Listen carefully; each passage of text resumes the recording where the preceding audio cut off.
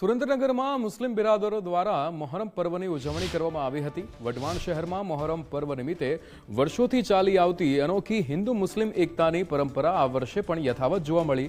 પરંપરા મુજબ શહેરના અબોલ પીર ચોક ખાતે રહેતા મકવાણા પરિવાર દ્વારા બગદાદથી લાવવામાં આવેલા ઐતિહાસિક તલવારો, કટારો અને અન્ય હથિયારોના પ્રતીકો વડે ઝુલ્ફિકાર તૈયાર કરીને તેને ફૂલોથી શણગારવામાં આવ્યો હતો।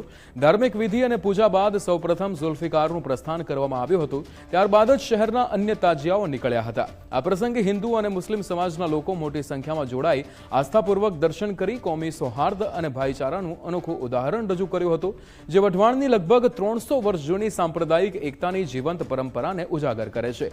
मकवाणा परिवारना व्यक्ति और तेमना मुस्लिम मित्र ज्यारे हज माटे बगदाद गया हता त्यारे तेमने पीर प्रसन्न थता प्रसाद रूपी 2 तलवारो और कटार जेवा हथियारो लावेला हता। राजा साहेबे अमने आप्યું। અમારી 7-8 પેઢી ચાલુ થઈ ગઈ છે। 8 પેઢીથી અમે આ નિશાનને ઉજવીએ છીએ। એમ નામ હજી એક અકબંધ ચાલુ છે। વઢવાણમાં કોમી એકતા એવી છે કે અમને ક્યારે કોઈ વઢવાણમાં આવું ગોધરાકાંડ થઈ ગયું તો પણ અમારા નિશાન બંધ નથી રહ્યા। અમારા મોહરમ ચાલુ જ રહ્યા છે। મુસલમાનોનો અમને ખૂબ સપોર્ટ છે। વઢવાણની દરેક જ્ઞાતિ 18 કોમને અમને ખૂબ સપોર્ટ મળે છે અને ઝઘડો થાય એવી પરિસ્થિતિ ક્યારે ઊભી જ નથી થતી। મોહરમ નિમિત્તે જે ઝુલ્ફિકાર બની રહ્યા છે એ અમારા મકવાણા પરિવારમાં બની રહ્યા છે અને જે મોહરમ નીકળશે એ અમારા લગભગ ઘણા બધા વર્ષોથી નીકળે છે। અમારા દાદા પરદાદા વખતથી અને કોમી એકતા તરફથી બધું શાંતિથી ઝુલસ નીકળે છે।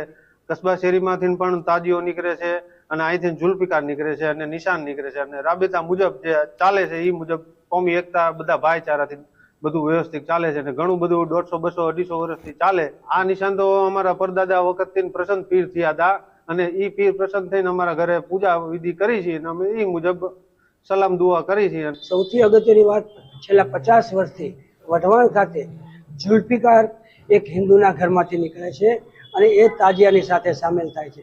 તો દરેક હિન્દુ અને મુસ્લિમો આ પર્વને એકબીજા હળી મળીને ઉજવે છે અને ખૂબ જ સારી રીતે સુરેન્દ્રનગરની અંદર શાંતિપૂર્વક આ તાજિયાઓ નીકળે છે અને ઉજવાય છે। ઇમામ હુસૈન જે અન્યાયની સામે લડ્યા હતા, ન્યાયની અને હકની લડાઈ માટે લડ્યા હતા। 22,000ના યઝીદી સૈન્યની સામે 72 જણા માત્ર ઇમામ હુસૈનની સાથે હતા, છતાં એમને એમનું શરણાગતિ નથી સ્વીકારી અને છેલ્લે સુધી જ્યાં સુધી શહીદ થયા ત્યાં સુધી લડ્યા।